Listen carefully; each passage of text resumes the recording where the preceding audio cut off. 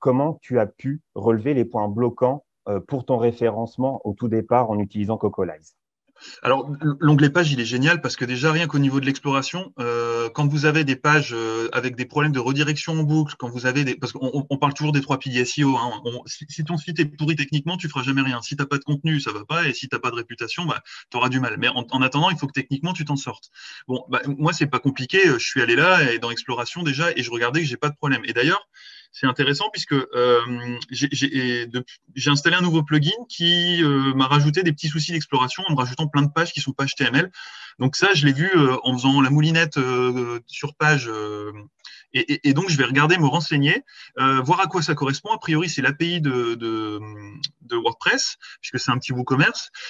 Et du coup, là, je vais découvrir ce qui est bloquant. Donc là, typiquement, j'ai 157 pages non analysables. Il faut que j'arrive à trouver le problème.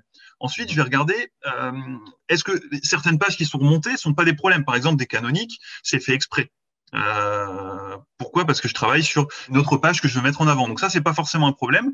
Mais du coup, je vais vraiment travailler sur l'onglet exploration au départ parce que si mon site n'est pas explorable, c'est foutu. Ensuite, je vais regarder vraiment l'onglet performance. Je vais vraiment faire sur les trois piliers. Sur l'onglet performance, bah, vous voyez, j'ai des sites, j'ai des pages trop lentes. Donc ça, je pensais avoir résolu le problème. VH a des petits soucis. Donc ça, c'est à suivre. Mais voilà, il faut pas que j'ai d'orange ou de rouge dans tous les cas. Donc là, je suis encore en vert, c'est pas la fin du monde, mais il faut que j'améliore. Ensuite, je vais vraiment aller sur contenu. Bon, à 99, bah, voilà, je regarde toujours le score du contenu. Si j'ai une page qui a une très mauvaise note, je la prends et je l'optimise. Là, je passe en micro. Même chose par rapport à ce que je disais, hein, le stuffing, je vérifie bien que j'ai pas de stuffing. Donc j'en avais et j'ai réussi à, notamment sur des pages stars, que je peux vous montrer la page Touron. Touron, c'est mon produit star, mon produit fétiche. J'avais du stuffing, j'ai réussi à résoudre le problème avec Cocolize. Et aujourd'hui, je suis entre la première et la troisième place entre Amazon et Cdiscount, alors que j'ai un tout petit site. Juste en ayant optimisé ma page. Et si tu identifies par exemple des points bloquants sur Cocolize au niveau de tes backlinks par exemple, Ouais. que tu identifies beaucoup de backlinks qu'on appelle toxiques chez nous, Oui. quel process suis-tu pour pouvoir améliorer ce souci? Bah alors ça m'est arrivé. Regardez, j'ai eu plein de liens de merde là. Enfin, excusez-moi les termes. Et donc je suis allé dans Search Console. Hein, je vais dans Search, je regarde dans Cocolize, je sors la liste, je vais dans Search Console et je l'importe en fait. Et donc vous voyez, bah, je fais un petit fichier comme ça et puis j'importe la liste. Voilà, c'est ça.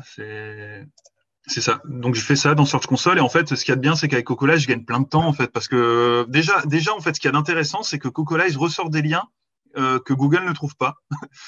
Donc ça c'est pas mal. Vous voyez, ça c'est des liens vraiment pourris quoi. En plus, ça pointe vers des 404, je sais pas ce que c'est. Ensuite, ce que je fais aussi, c'est que je regarde au niveau du spam rating de Cocolize. Typiquement popularask.net. Bon, je pourrais peut-être je vais regarder un peu les infos sur le domaine. Euh, il est assis, je vais le garder. Je vais le garder. Mais par exemple, vous voyez ma mentambouille, j'ai mis le petit. Il est en. Comment dire? Il est grisé. Pourquoi? Parce que celui-ci, je l'ai ajouté à la liste et je les ai désavoués dans Search Console. Alors que dans l'absolu, c'est un site de recettes et tout, mais j'ai tendance à être vraiment à prendre aucun risque. Donc, bah, Cocolize me fait gagner un temps dingue à ce niveau-là, quoi. Puis du coup, en spam rating, j'ai que 3, alors que d'expérience, c'est pas toujours évident d'avoir que 3. Si on devait vraiment faire un process quand tu identifies un point bloquant, le process vraiment à suivre avec notre outil. Alors déjà, j'ai un problème sur un mot-clé, j'ai perdu beaucoup de positions. La première chose que je vais faire, c'est regarder si mon site, au niveau technique, j'ai pas un problème. Potentiellement, mon serveur a pu être en panne, mon serveur peut avoir un problème, je peux être piraté et du coup avoir des pages. Je regarde toujours au niveau technique. Ensuite, je vais aller regarder au niveau du contenu. Donc c'est dans page. Hein. Je vais prendre ma page et je vais l'analyser. Mettons que bah, voyez, ça c'est ma page star, tour en Ouais. espagnol, qualité suprême. Je vais aller sur ma page et je vais regarder. Alors, ce que j'adore, c'est qu'on a regardé au niveau macro, maintenant on peut regarder vraiment au niveau micro. Vous voyez, j'ai une page déjà avec un contenu similaire. Donc, ça peut être un truc con, hein, mais j'ai rajouté 5 produits à mon catalogue ou 2 catégories et j'ai pas fait attention, j'ai du contenu qui est du duplicate. Donc là, vous voyez, ce produit-là, je pense que je peux encore optimiser en rajoutant du produit sur la page, donc fabrication du tour en Arjona, pour le distinguer davantage. En plus, ça, c'est une page de mon guide conseil. J'ai vraiment pas envie qu'elle me cannibalise mon trafic de gens qui veulent acheter. Donc, je vais vraiment reprendre un petit peu tout ça. Il faut que j'ai du vert.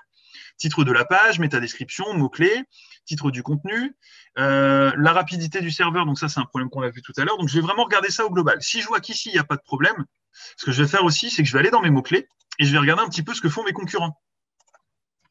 Par exemple sur Touron,